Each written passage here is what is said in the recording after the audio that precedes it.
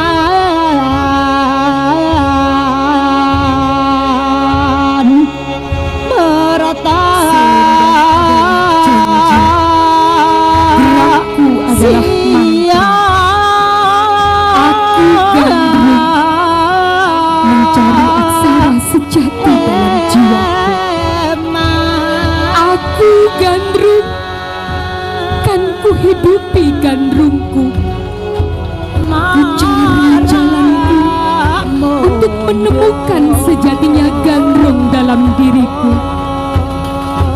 Namun ku sadar tak mudah perjalanan ini akan ku tempuh. Janji akan takdir yang harus ku genggam hingga akhir nafas ini.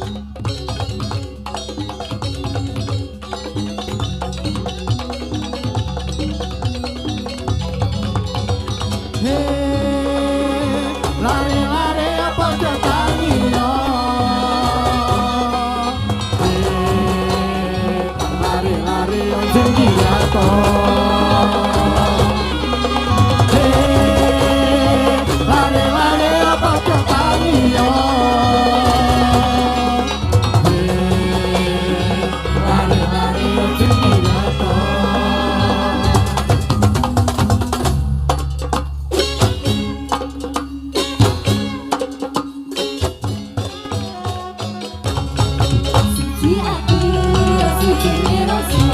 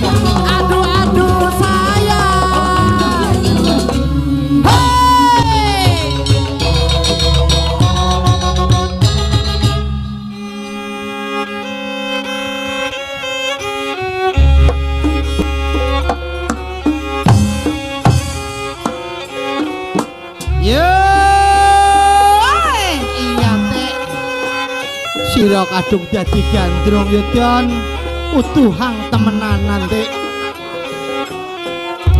Sira wis dadi kembang donya Don.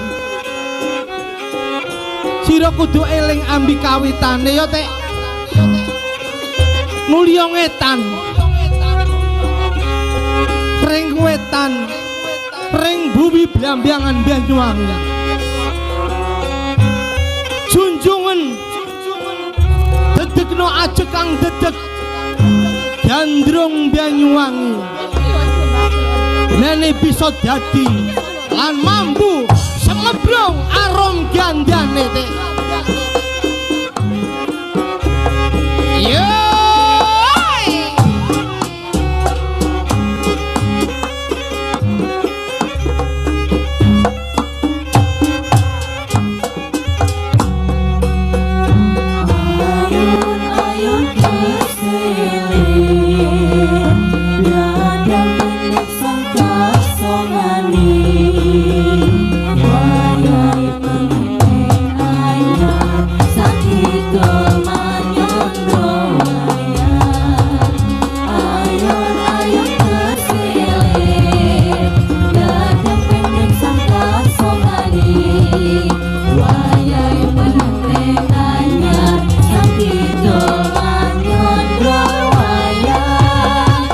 Yang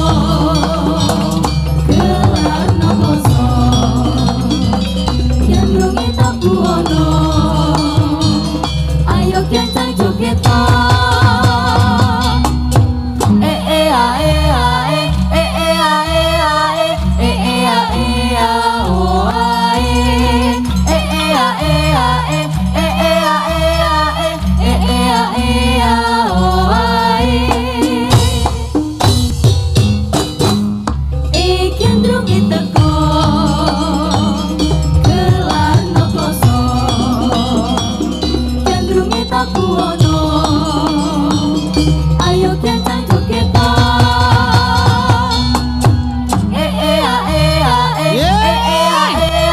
Iki wis wayahe mariki ana gedhe dulur Pak Lurah sak Kabupaten Banyuwangi hang mewakili milun juga ana kene dulur.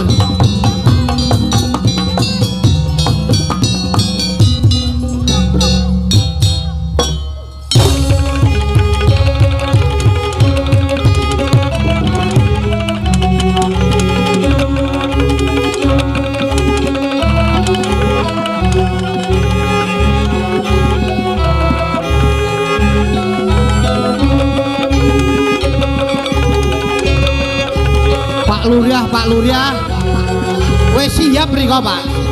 Oh sih hari padha gagah Pak Lurah ayo. Ya percaya isen dong Pak Lurah ayo. Siap no temenan Pak.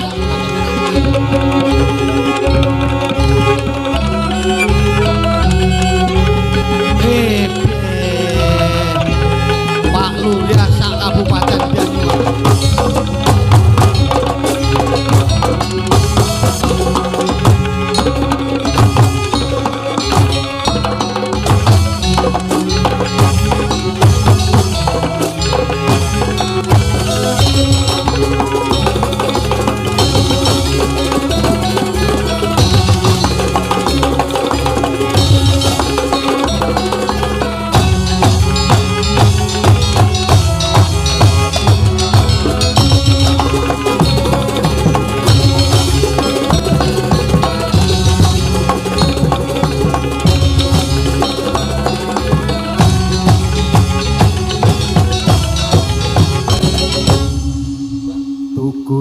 Pecang karo ring pinggir lorong mumpung kecaruk ayo maju gandrung. Aduh kena.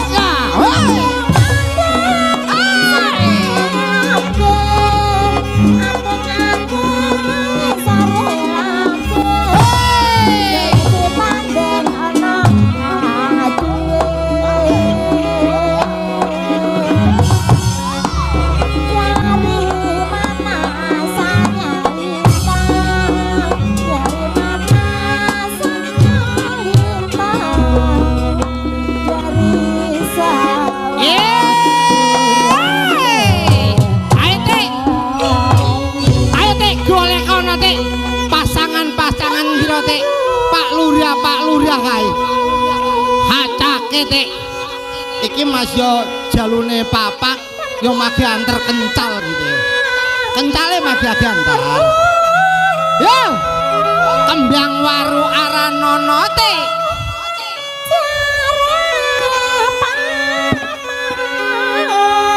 Yo, kelendiro panete.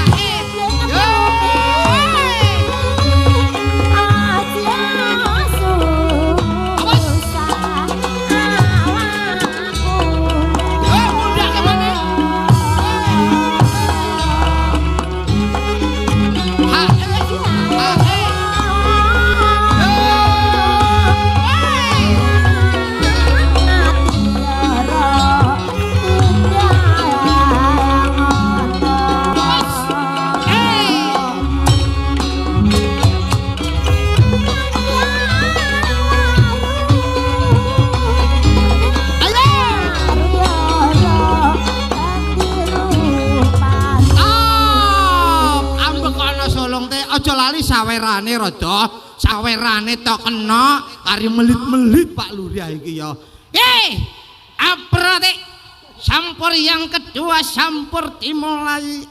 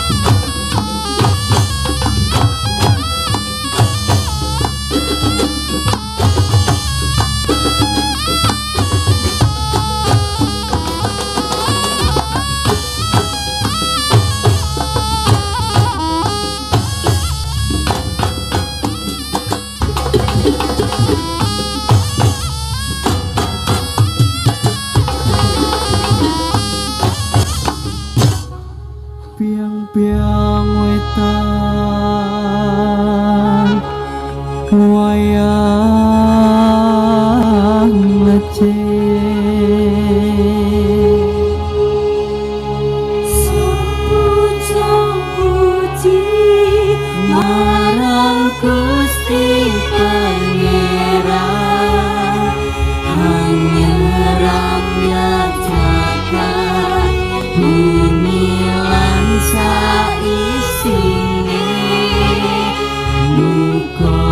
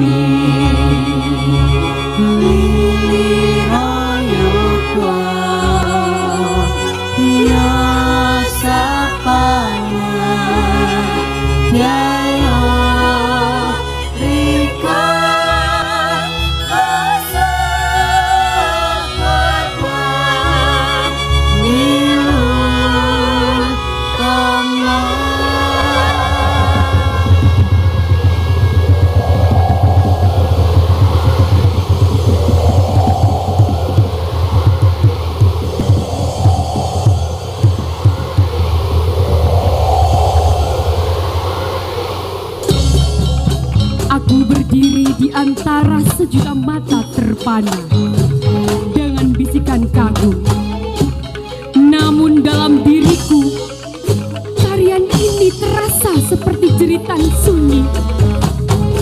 Gandrung adalah wujud dari janji sunyi untuk hidup dan menghidupi. Tetapi langkahku dipayungi kegelisahan. Aku takut pada kilau ambisi yang diam-diam menjalar.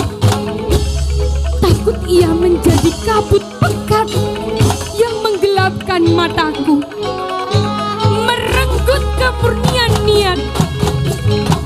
Bagaimana jika hasrat untuk dipuja ini melaburkan peta tujuanku yang sejati?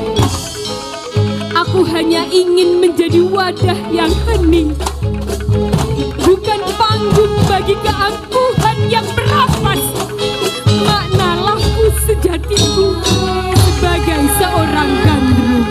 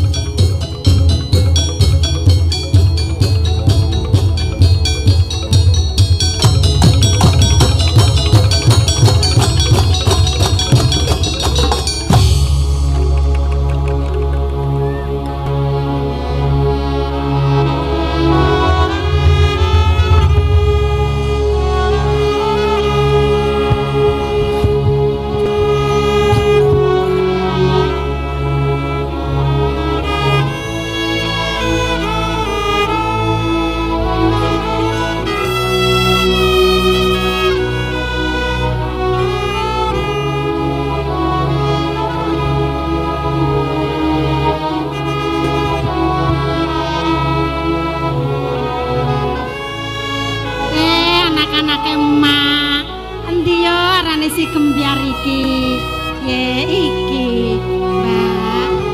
Ma, ison apa eleda digandrung? Iya teh, diuli ambi mak. Tapi engko kadung sira wis gedhe ya, Beng. Enggih, Ma. Solong emak nak takon. Sira kepengen dadi gandrung kaya mak pengen ta, Beng? Tapi ison acara noma. Iya wis, Beng, diajari mak kang apik dadi gandrung apik, kang latihan kang bener ya, Beng. Muga-muga gandrung tetep lestari sampai ison lan adik-adik ison ya, Mak. Amin. Muga-muga sondongakaken gandrung miyane lestari lan merujuk sak lawase ya, Beng. Enggih, Mak. Kesuwun ya, Mak. Enggih. Ayo saiki teh mengono maning nang mburi kono ya, Beng, ngambi kancan-kancane. Enggih, Mak.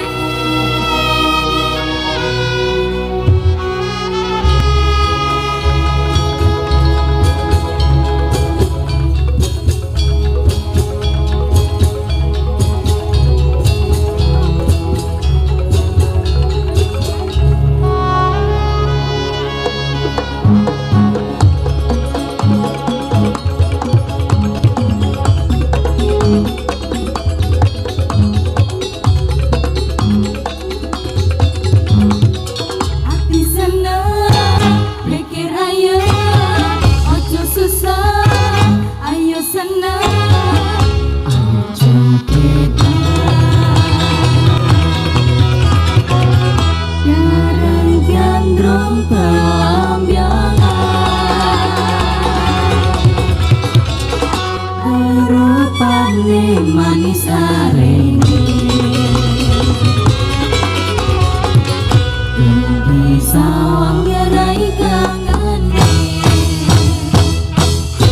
Cinta-cinta, kenapa ku dicinta? Sayang-sayang, kenapa ku disayang?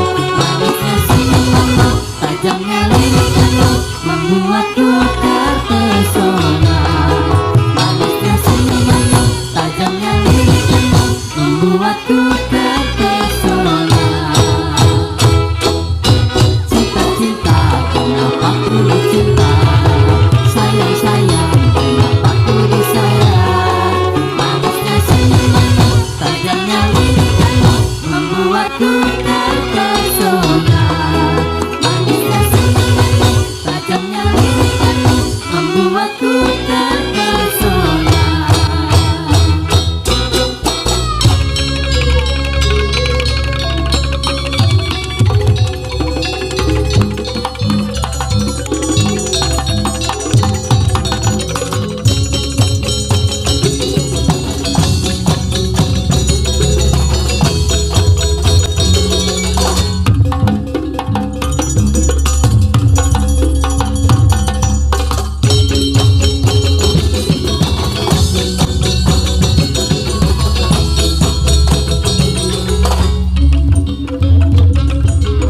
Aku adalah jiwa yang tumbuh dari spirit Gending Gandrung, dibasahi perih celah.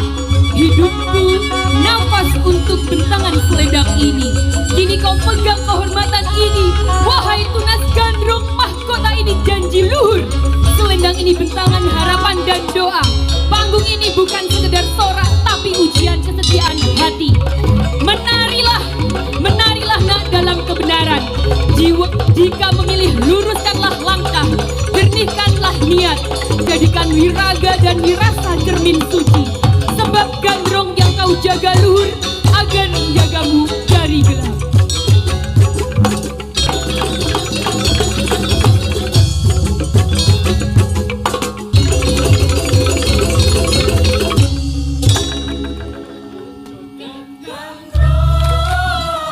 Gandrung Banyuwangi, kanyane semapro, arume mewangi.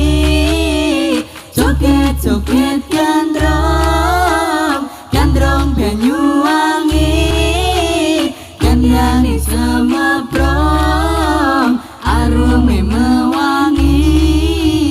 Gandrung musik yang suci tujuh mati, ayo joget-joget Gandrung,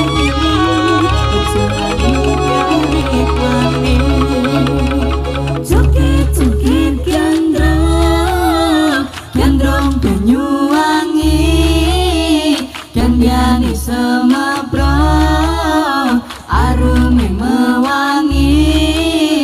Joget-joget Gandrung, Gandrung Banyuwangi, kanyane semapro, arume mewangi.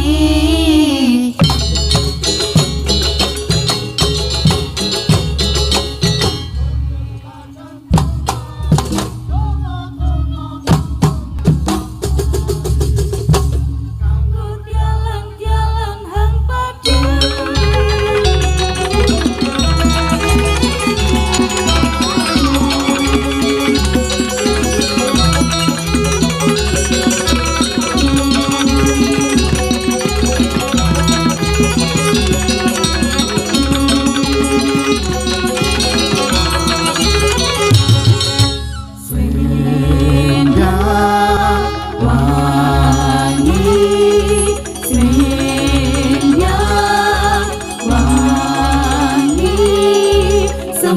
arumo bawa gandane.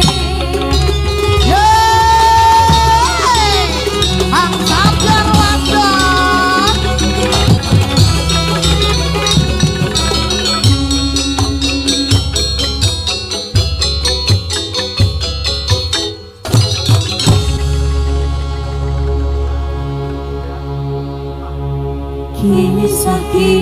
Kisah kita pasti menjadi kenangan terindah.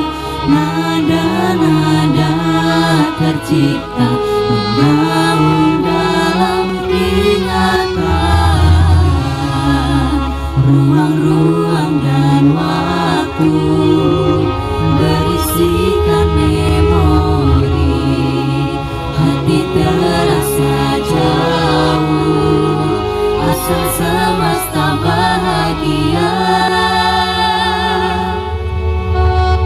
Kisah-kisah kita pasti menjadi kenangan terindah. Nada-nada tercipta membangun dalam ingatan. Ruang-ruang dan waktu berisikan memori. Hati terasa jauh, asal semesta bahagia. Bok, bok, bok. Iya dek, parang Masa? seneng kene Ah. dek. Sakat arep tuwek iki sing pati denger ya. Ya iku ya Raden, sakat tuwek iki rada sing pati romo iso iki ya dek. Bok, delengen ta? Oh, semene akeh iki ya. Sing demen riko, Bok. Dode, atine sen kedemen seru. Deleng gandrung kari akeh, kari apik-apik delengen terus. Ayu-ayu, Bok. Kari ayu-ayu ya dek. Bahagia, bahagia. Bahagia sekali diriku. Ah, Dok, onone gandrung sewu iki kok.